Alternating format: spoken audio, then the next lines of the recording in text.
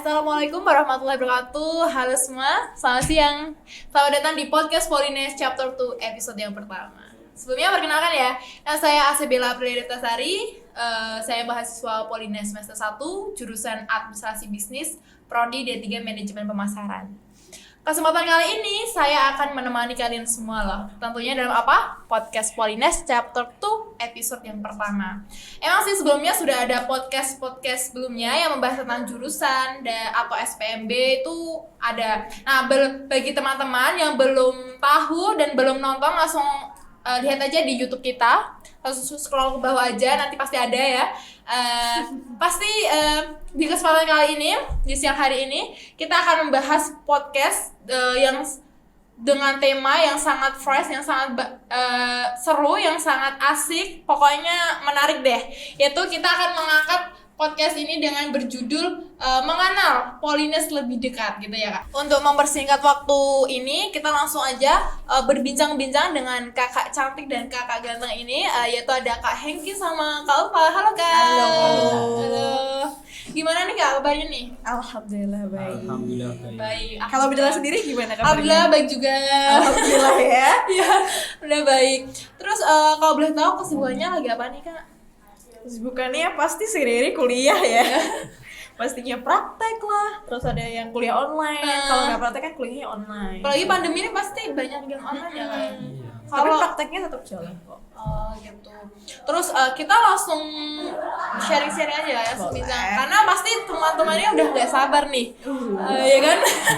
Pengen lebih tahu Polines itu kayak apa gitu loh kayak. Aku kan pernah dulu ya kayak dengar kalau Polines itu dulunya tuh namanya bukan Polines tapi Politeknik Diponegoro, itu benar Kak? Iya bener banget. Jadi itu pas awalnya itu kan namanya itu Politeknik Diponegoro karena kita itu Polines itu dinaungin sama Undip. Jadi namanya Politeknik Diponegoro. Kita itu vokasinya Undip gitulah. Nah itu pas awal-awal juga kita itu cuma ada 3 jurusan doang. Nah jurusannya itu teknik, yang teknik ada teknik mesin, teknik sipil sama elektro. Terus beberapa tahun kemudian itu kan di tahun berapa Kak? Tahun 82 82 ya. Nah, terus beberapa tahun kemudian itu baru nambah lagi tuh 2 jurusan, yang tata niaga itu yang akuntansi sama administrasi bisnis. Ini 5 sekarang. Betul banget.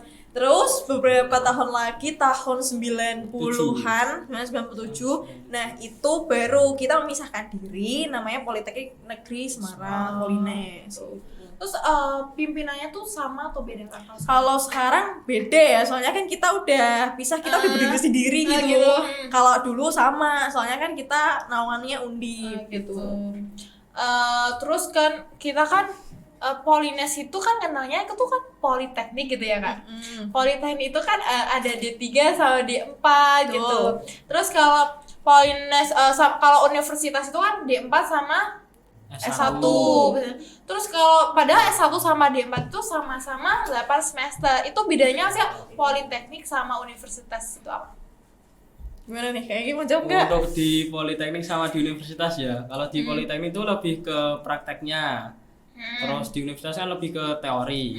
Terus dari segi gelar ya juga berbeda. Untuk di universitas kan ada sarjana apa gitu. Terus kalau di Politeknik ada sarjana terapan. STR. Ya bedanya di terapan itu. Kalau D3 itu namanya tuh apa Kak? Kalau udah lulus itu biasanya kalau S1 kan sarjana gitu. Itu kalau D3 itu apa? Kalau D3 itu AMD ya kan. Iya, AMD.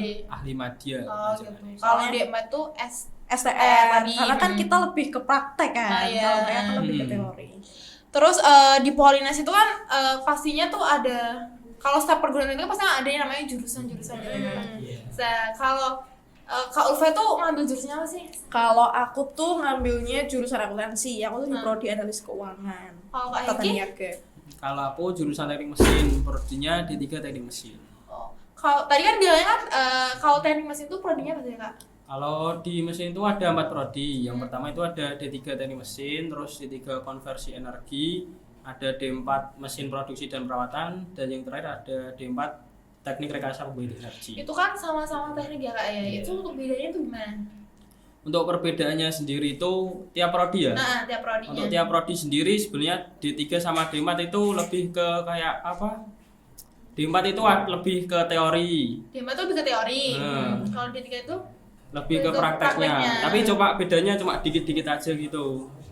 itu berarti misal ya Kak ya, kalau Kak Hengki itu D4 apa tadi D4 yang teknik mesin mesin produksi dan produksi. perawatan. Terus D3-nya itu ada orang yang ambil D3 itu pelajarannya tuh sama atau Prakteknya apa? enggak, pelajarannya tuh sama mata kuliahnya.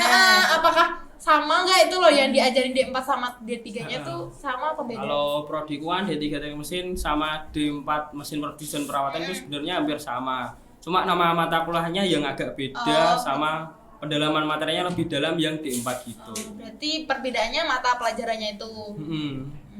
Terus kalau Kak Ulfa sendiri ambil Kalau aku kan ambilnya analis keuangan ya itu tuh kayak lebih ke saham terus pasar modal kayak gitu, bursa efek kayak gitu sih.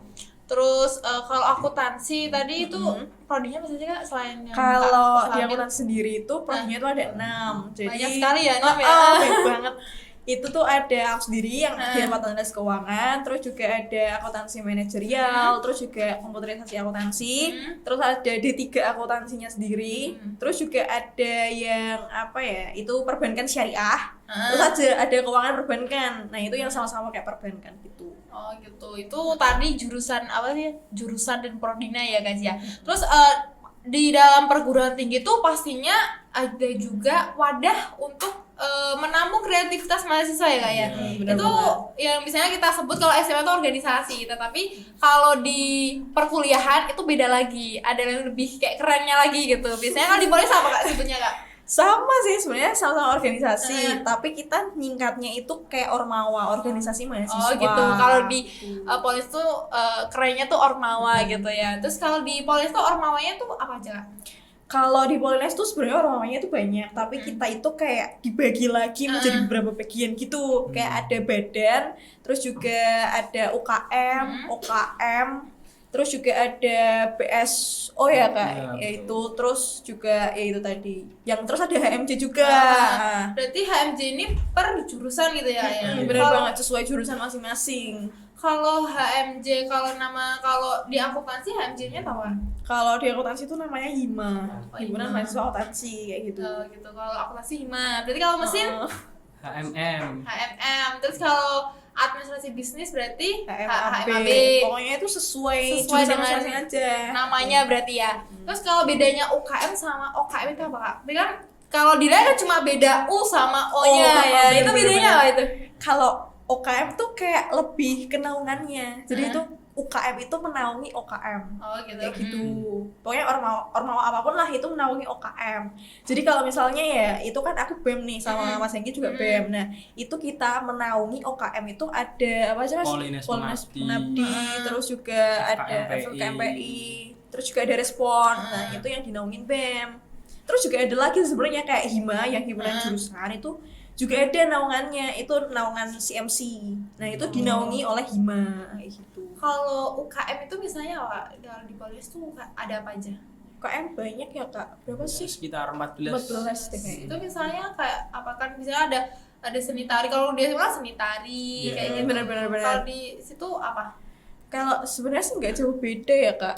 Cuma Namanya aja. namanya aja yang beda antara SMA sama yang perkuliahan ini. Terus kalau Kakak Hengki sama Kak Ulfa selain ikut BEM itu ikut apa aja sih Kak? Apa BEM saja? Kalau aku dulu sebelum ikut BEM ikut tim mobil listrik itu ikutnya bukan UKM sih, cuma tim riset. Oh gitu. Itu lebih ke dipersiapkan ke kayak lomba-lomba nasional gitu. Kan kita kan udah membahas ya Kak, yang jurusan, prodi, terus organisasi apa aja di Polines, tahun udah bahas. Terus kan pasti teman-teman pada kepo ya, gimana sih maksudnya masuk ke Polines tuh gimana gitu Kak? Jalur pendaftaran Polines tuh ada apa aja Kak? Jalur pendaftarannya sih ada beberapa tahap ya. Kalau misalnya tahap awalnya itu ada namanya tuh SPA. Oh, SPA. Terus juga selanjutnya habis SPA itu ada SNMPN, terus juga ada SBM, terus juga ada UM ya Kak. Tapi beda namanya antara kayak yang kita di Politeknik sama di universitas biasa kayak gitu. Terus sistematikanya setiap jalur pendaftarannya tuh gimana Kak? Kayak SPA itu gimana? Terus kayak SNMPN tuh gimana? Biar teman-teman ini tahu gitu Kak. Kalau SPA sendiri sih lebih ke tes tertulis ya. Berarti kita itu ntar langsung datang ke Polines buat ngelaksanain tes tertulis. Nah untuk jenis soalnya itu antara SMA sama SMK itu dibedakan.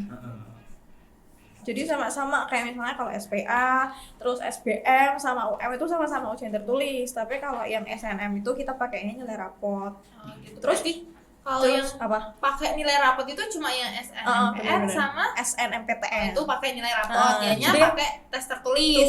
Terus kan beda tuh SNMPN sama SNMPTN. Nah, kalau misalnya SNMPN kita itu kita khusus yang D3 aja.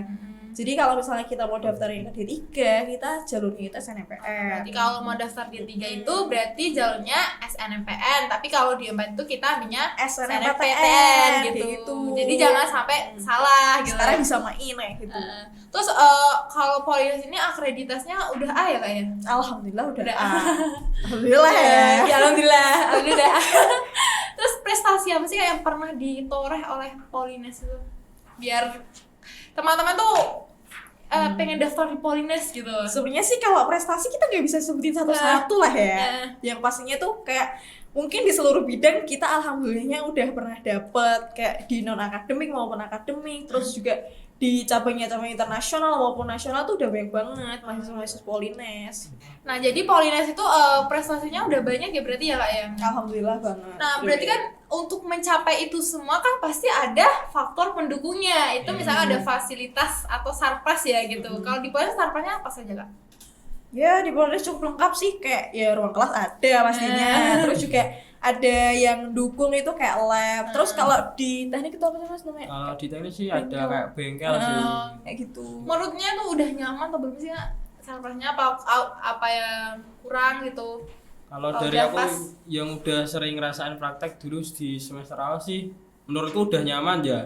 Soalnya kan tiap mahasiswa dapat jatah praktek alat per anak gitu. Jadi ya bisa maksimal untuk melaksanakan Udah bisa prakteknya. ngerasain Oh, lah jadi- seenggaknya.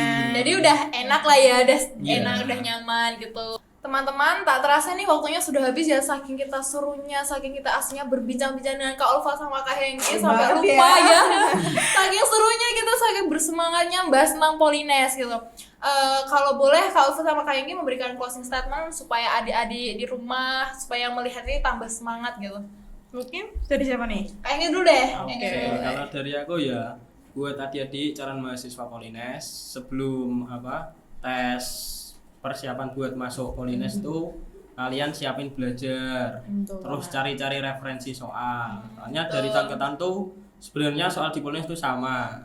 Kalau kalian mau usaha cari soal-soal gitu dan mau pelajarin, insya Allah bisa lolos. Kalau Kak Ulfa sendiri? Sebenarnya sih sama ya, kayak lebih dipersiapin aja, lebih dini kayak gitu. Karena kalau misalnya kita persiapannya juga nggak mateng, kan juga kayak percuma gitu loh nantinya hasilnya. Jadi tuh kayak aku pernah denger kayak ada pepatah tuh ngomong kayak gini, hasilmu nanti itu tergantung usahamu saat ini. Kayak gitu. Jadi intinya pokoknya itu usaha sama belajar ya. Betul. Tuh Hasil intinya. pikir belakangan. loh Hasil ya. pikir belakangan penting kita udah usaha, belajar, berdoa kalau mau masuk ke Polines atau impian-impian yang lainnya gitu.